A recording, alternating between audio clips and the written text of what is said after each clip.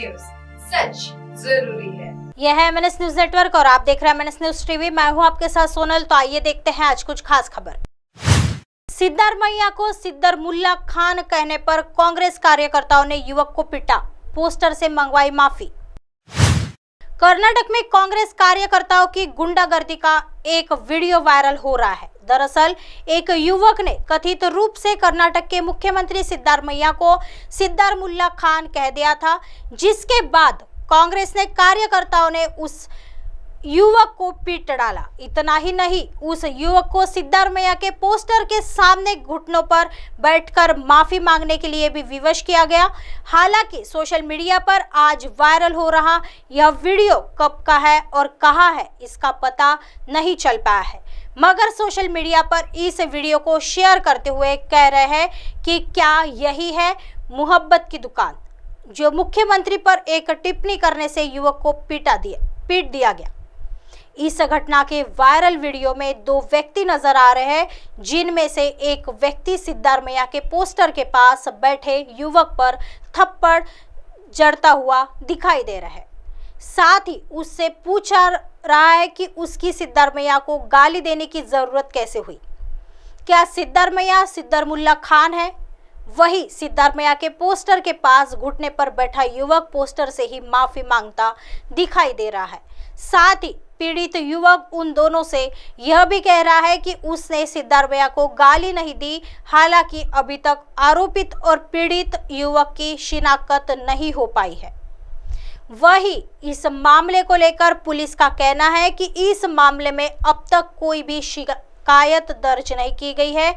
वही भाजपा ने कर्नाटक की सिद्धारमैया सरकार पर पार्टी कार्यकर्ताओं को परेशान करने का इल्जाम लगाया है। साथ ही कांग्रेस से अपने कार्यकर्ताओं को बचाने के लिए एक हेल्पलाइन नंबर जारी करने की बात कही है। पहले भी हो चुकी है कार्रवाई।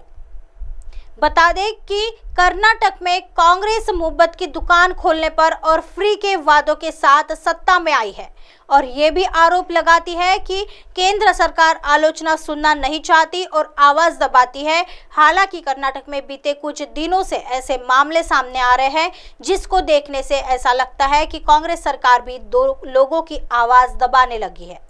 बीते दिनों कर्नाटक के गृह मंत्री जी परमेश्वर को काबिल कहने पर एक दलित एक्टिविस्ट शिवराज मरलीगा को पुलिस ने जेल में डाल दिया था। इस संबंध में एक कांग्रेस ने ही शिकायत दर्ज कराई थी।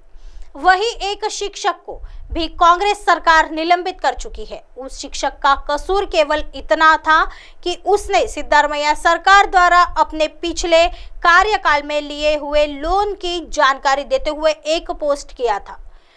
कांग्रेस सरकार के शपथ ग्रहण समारोह के बाद शांति मूर्ति MG ने सोशल मीडिया के माध्यम से सिद्धारमैया सरकार की नीतियों की आलोचना की थी।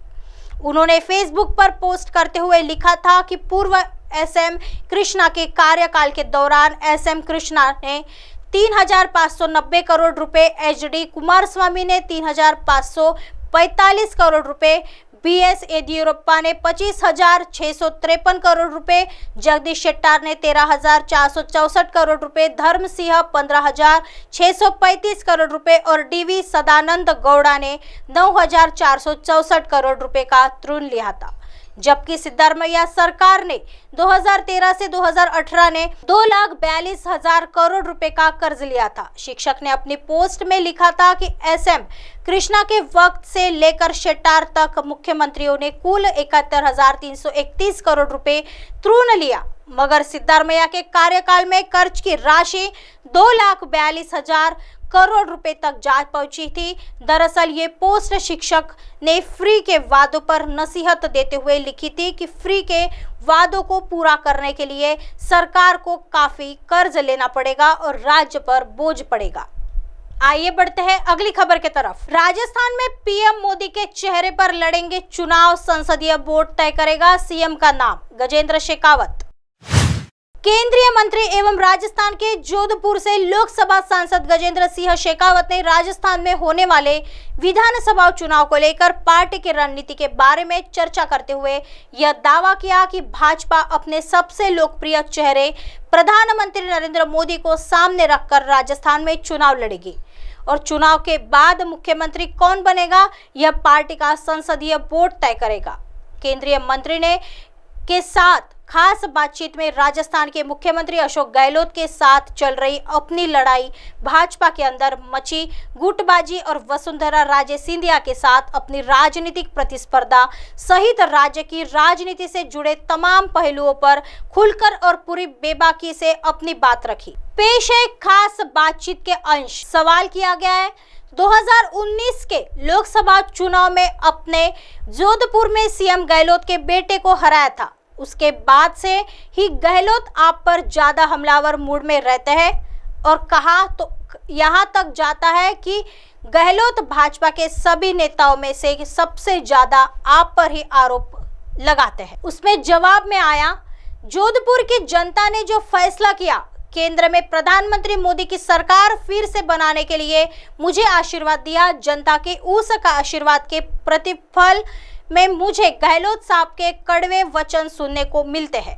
तो उनका स्वागत है, उनको बोलते रहना चाहिए।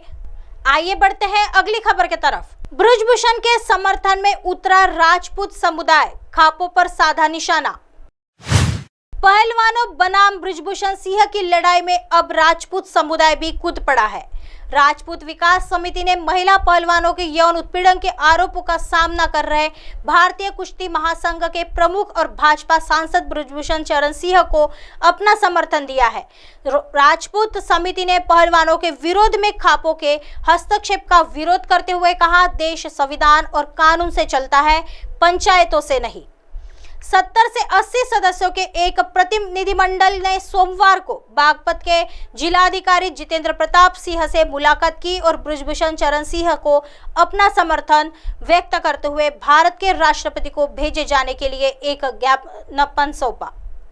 राजपूतों के प्रतिनिधिमंडल का नेतृत्व राजपूत विकास समिति के अध्यक्ष राजेश चौहान कर रहे थे।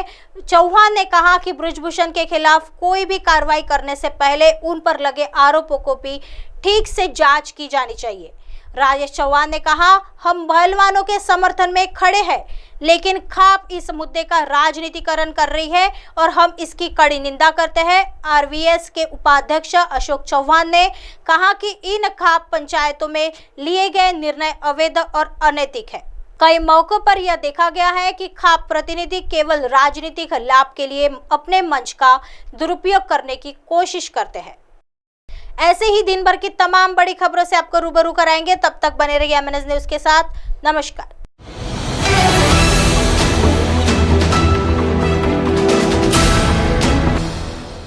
ये है एमएनएस न्यूज नेटवर्क और आप देख रहे हैं एमएनएस न्यूज।